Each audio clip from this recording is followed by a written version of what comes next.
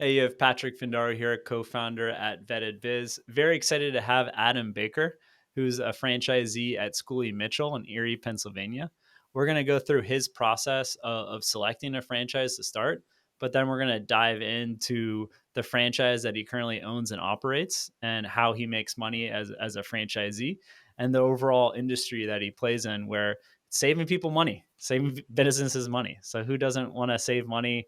And we talked before we hit record, but a lot of issues when you have multiple locations, people are doing different things. So there's a lot of cost savings working with Adam and other franchisees of Schooley Mitchell that we're going to go through everything you need to know, whether you're looking to potentially start a Schooley Mitchell franchise, whether you're looking to reduce your costs in your current business owner, current franchisee. Stay tuned. We're going to go through in today's interview. Adam, really appreciate joining today. Patrick, thank you so much for having me. I'm excited to talk to you. So, how did a lot of people go into franchise and they're like, I want to own McDonald's, Burger King.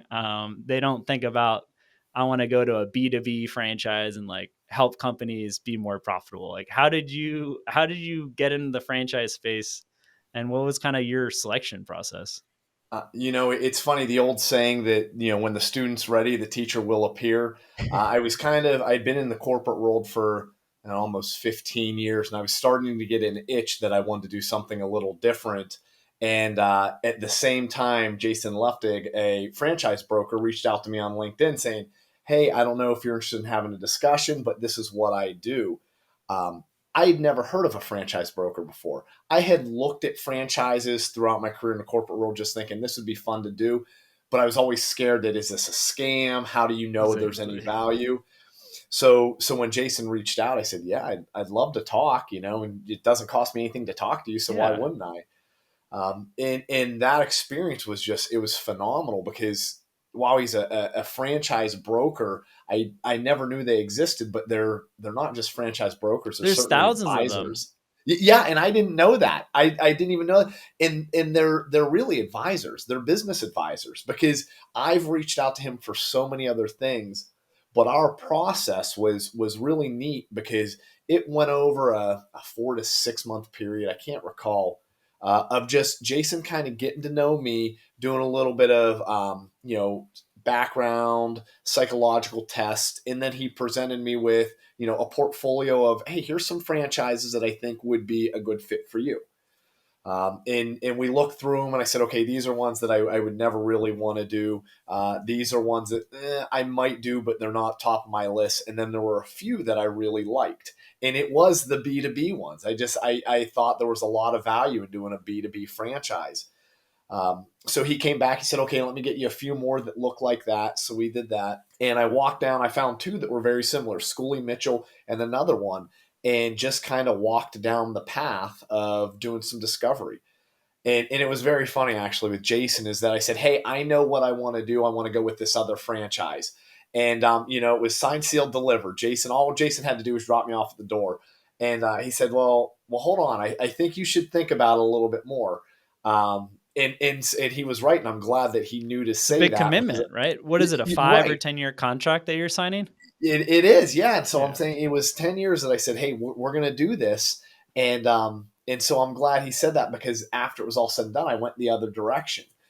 But it was very telling of Jason in that he wasn't just looking to close business; he was looking to say, okay, what is the best fit for this guy? So huge shout out to Jason and a testimonial for franchise brokers out there that they're just a invaluable resource. Yeah, I Um, mean, a huge so knowledge source that, I mean, if you start from zero and they've spent thousands of hours studying franchises, talking to franchises, getting access directly to the franchisor, I mean, it's just going to make the process go generally faster and uncover issues that you might not have found yourself.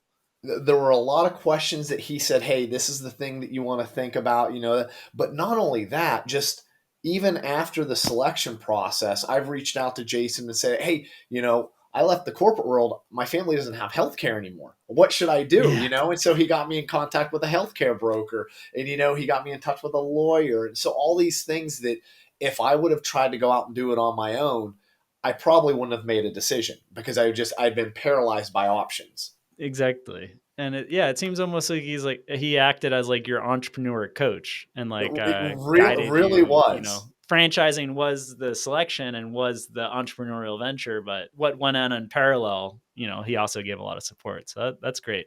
For sure. And what was, you don't have to say brands, but like you have Schooley Mitchell, and we'll go into exactly what you do at Schooley Mitchell and about the brand. But what other industries were like just under that you were like really considering investing in?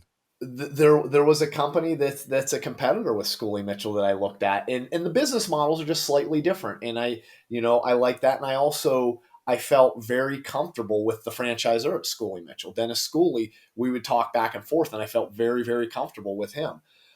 So I looked at that. I also looked at some business type coaching, working with organizations to go in and help doing some coaching there. But at the end of the day, it was the value proposition that Schooley Mitchell brought that I just thought it would be very hard for a company not to get value out of the relationship with Schooley Mitchell. Would you say the value prop to you as a franchisee, and or like the value prop to the final client that you're providing the services to? I would say probably to the client.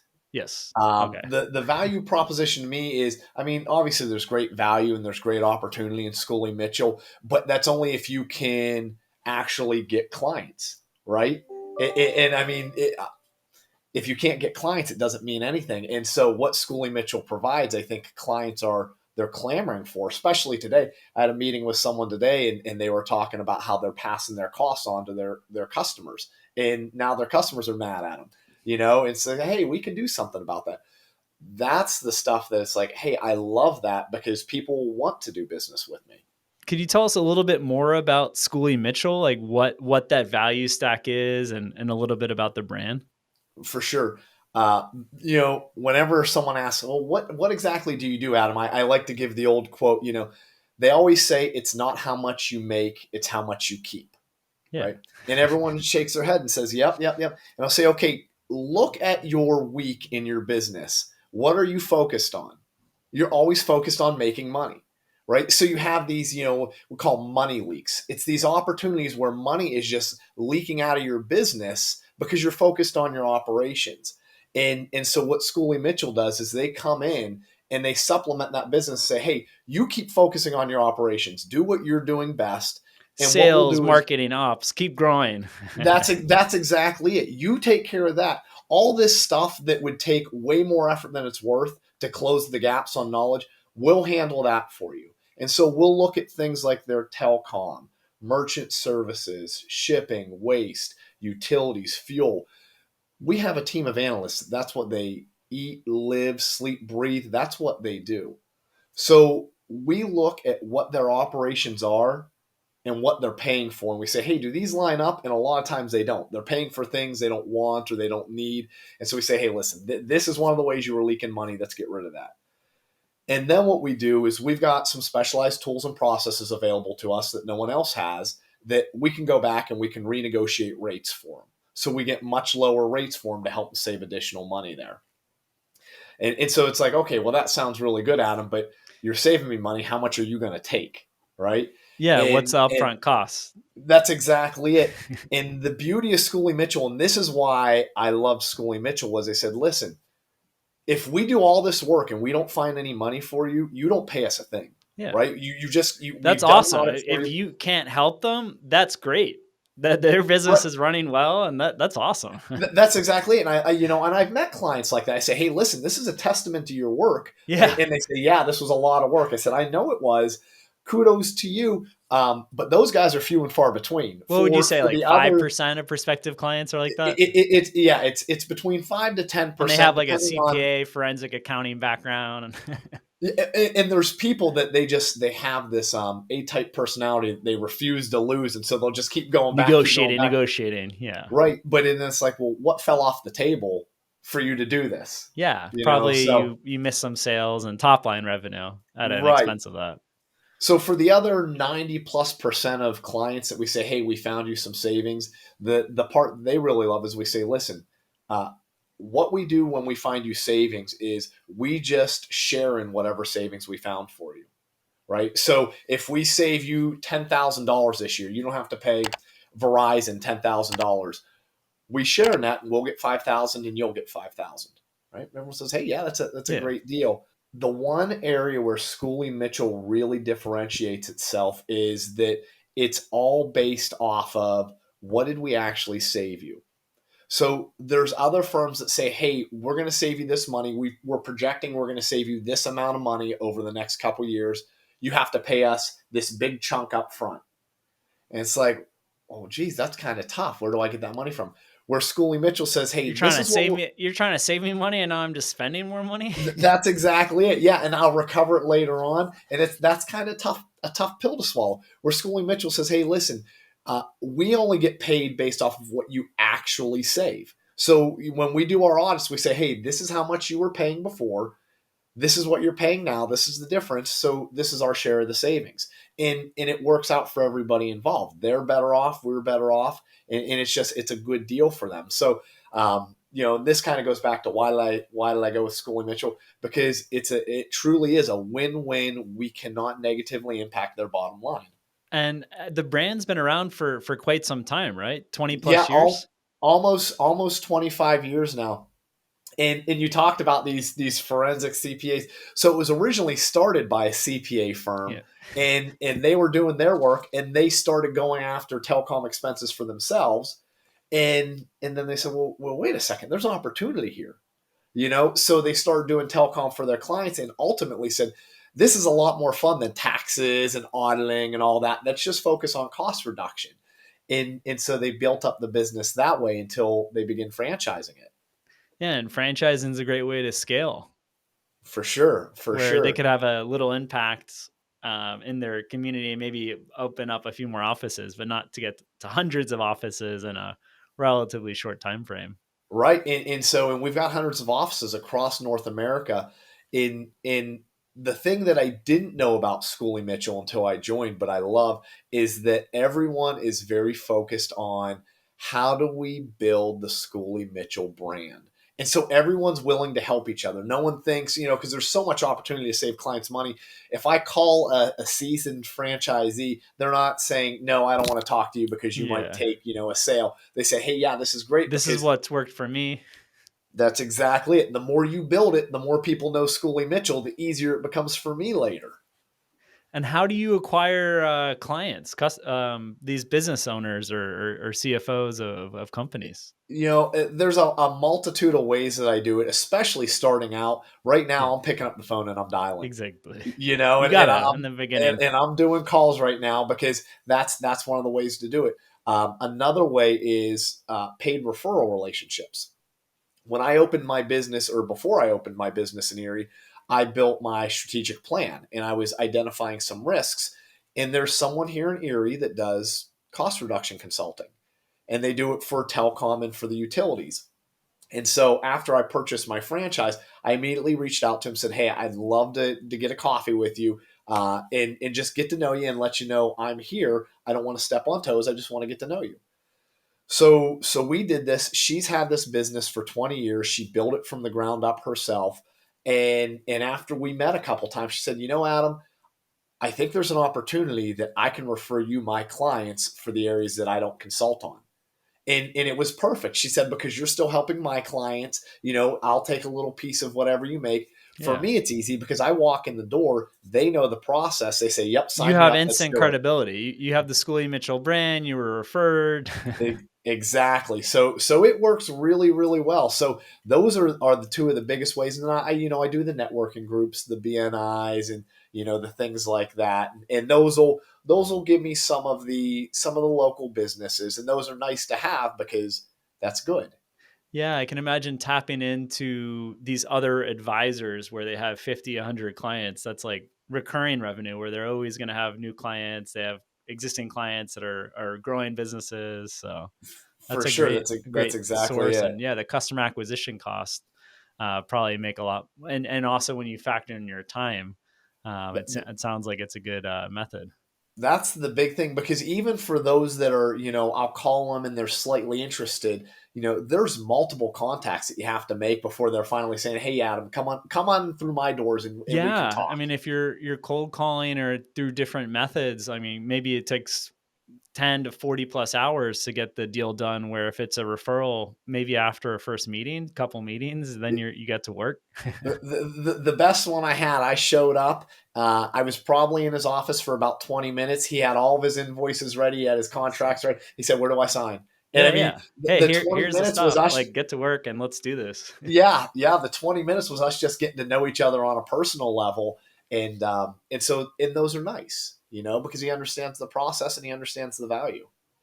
Yeah, it seems like a true win-win, for you with the client, especially with the revenue model, and then even for the referral partners, where they benefit, from the services that you provide as well. For sure, and the reason I'm willing to pay them for getting me in the door is because, just like you said, those hours that you spend, it's worth it for me to give them a percentage versus spending hours trying to acquire the clients.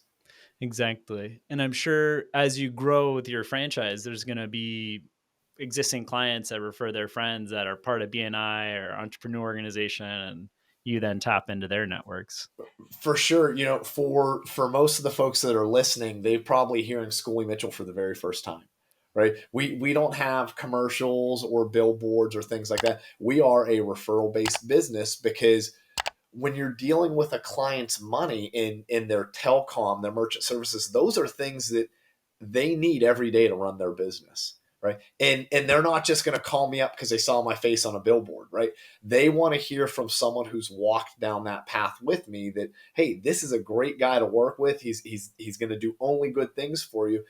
Yeah, go listen to the guy. So that's where our value is those clients. We do good for them and they'll refer us to their clients. And I imagine that like the clients have to have the right mentality where like they check their ego at the door, because there's some embarrassing stuff. It's like, shit, I could have been saving thousands of dollars. I've had these 5 franchise locations and everyone has waste removal in a different way. Like, it's kind of Yeah, embarrassing, but I would love that feedback and improve. But I could see some business owners that they're a bit defensive.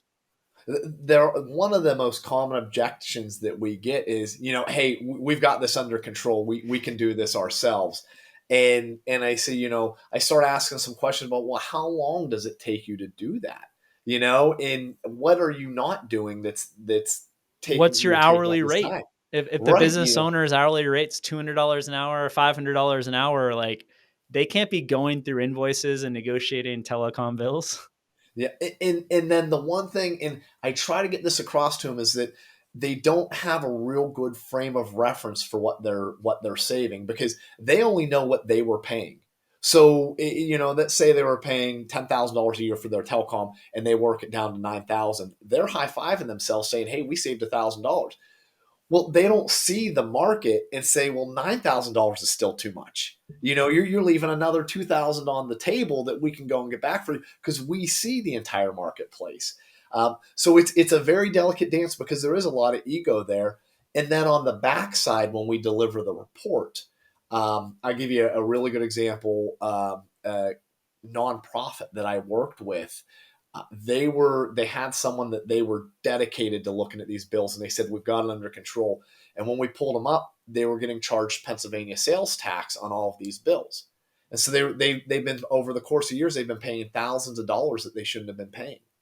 And so it's a really delicate discussion when we talk about it and say, listen, you know especially in the nonprofit world, you're wearing 30 hats and something's going to slip through the cracks. Or it's But like the this is, vendor's a friend, and it's like your friend is charging you like 50% more than like the going rate for this type of service. yes, you do this dance because it's great news that we're saving them money now, but we also want to be delicate of, we recognize that there was a lot of effort put in before to get where you are, but we just, it's like having my kitchen done, right? I could do my kitchen, but it's not going to look as good as if I hired someone to do it.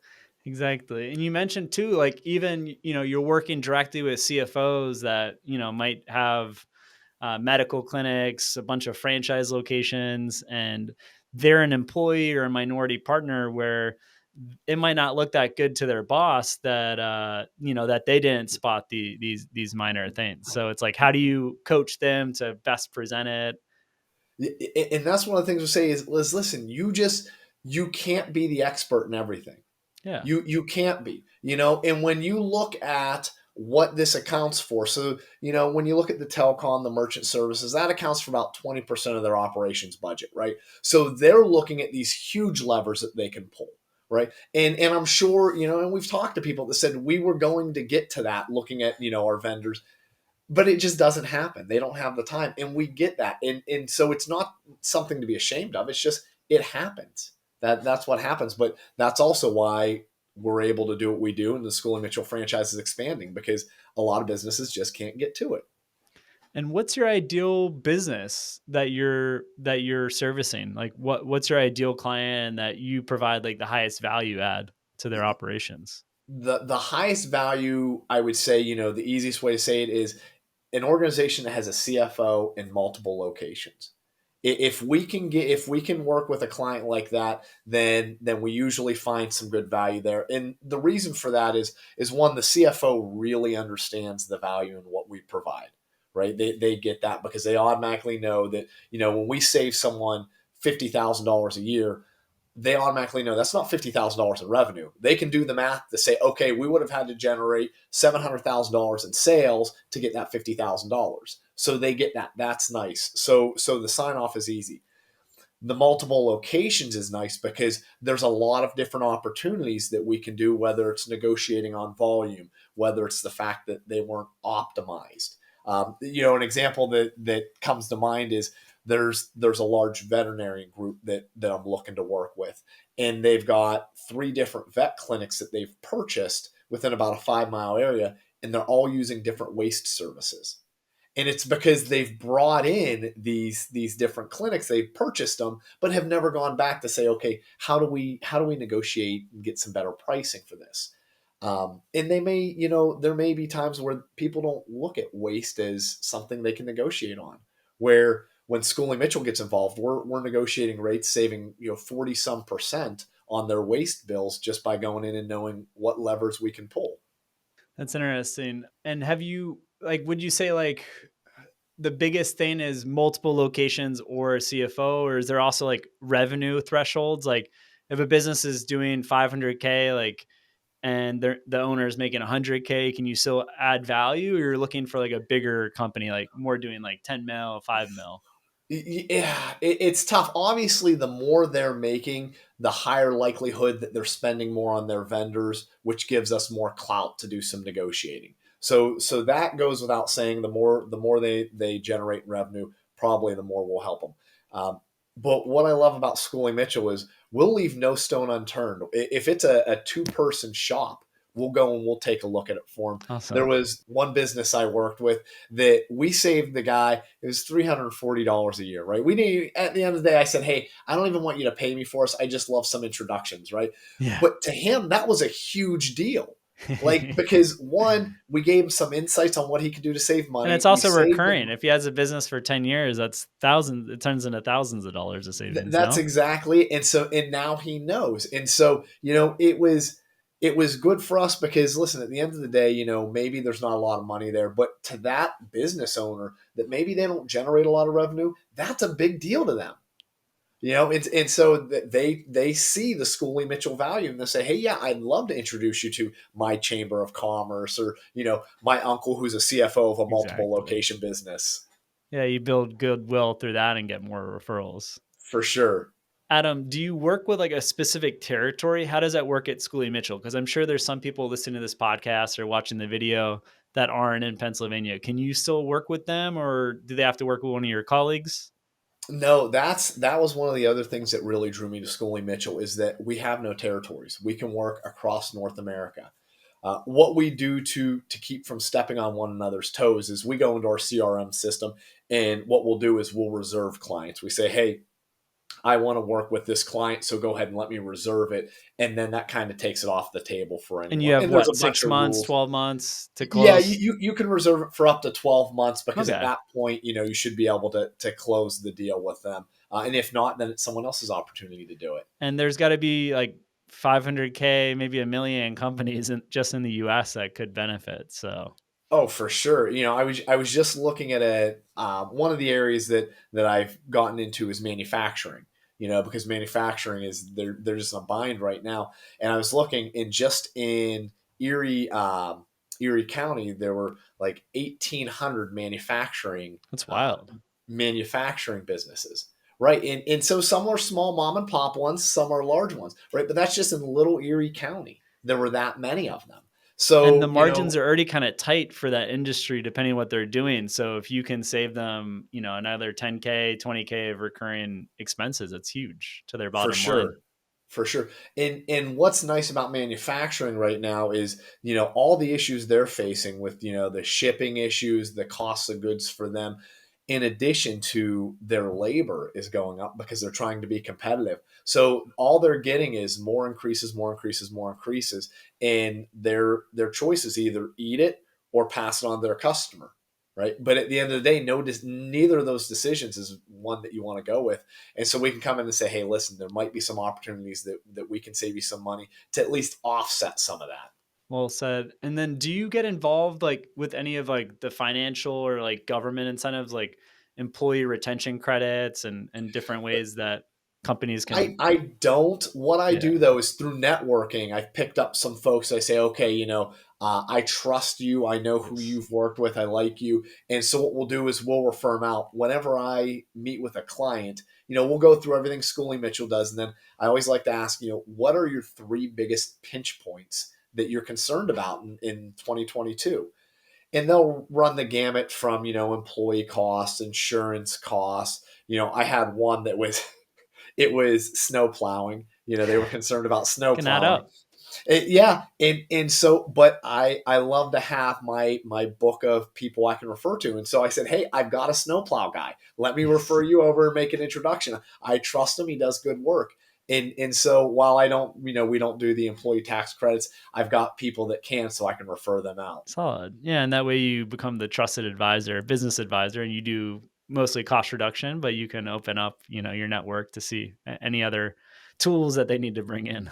For sure. I got a call from one of my clients that said, "Hey Adam, I know you don't deal with this, but can you take a look at it and tell me which direction to go?" Right? And I had another, just a completely random call. He's like, "Hey Adam, this is Brian.